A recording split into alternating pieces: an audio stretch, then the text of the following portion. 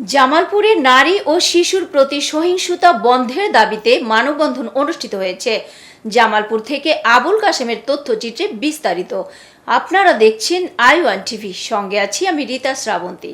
সোমবার দুপুরে শহরের দয়াময়ী মোড়ে সচেতন নাগরিক কমিটি সনাক জামালপুর ও ট্রান্সপারেন্সি ইন্টারন্যাশনাল বাংলাদেশ টিআইবি এই মানববন্ধনের আয়োজন করে।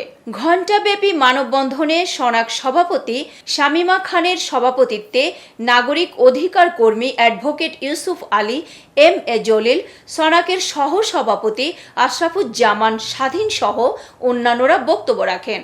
এ সময় বক্তারা বলেন, বিচার প্রক্রিয়ার দীর্ঘসূত্রিতার কারণে ন্যায় বিচার বাধাগ্রস্ত হওয়ায় সমাজে নারী ও শিশুর প্রতি নির্যাতন ও সহিংসতা ভয়াবহ আকার ধারণ করেছে। দ্রুত সময়ের মধ্যে অপরাধীদের দৃষ্টান্তমূলক শাস্তি নিশ্চিত করা ও আইন শৃঙ্খলার পরিস্থিতির উন্নয়নের পাশাপাশি নারীদের নিরাপত্তার দাবি জানান বক্তারা। এখন খুব শক্তভাবে এই গুলো যদি আমরা দমন করতে না পারি, চোখ কান যদি খোলা না রাখি, এই মুহূর্তে আমরা আর পারবো না। আমি বলবো আইনে তাদের শুধু মৃত্যুদণ্ড না, আজকে আমার কাছে মনে হচ্ছে সেই আরব দেশের মতো তাদের শরীর অঙ্গ কেটে দেওয়াটা মনে হয় প্রয়োজন। এতক্ষণ সঙ্গে থাকার জন্য ধন্যবাদ। i1 টিভি নিয়মিত আপডেট পেতে ভিজিট করুন আমাদের ওয়েবসাইট, ফেসবুক পেজ ও ইউটিউব চ্যানেলে।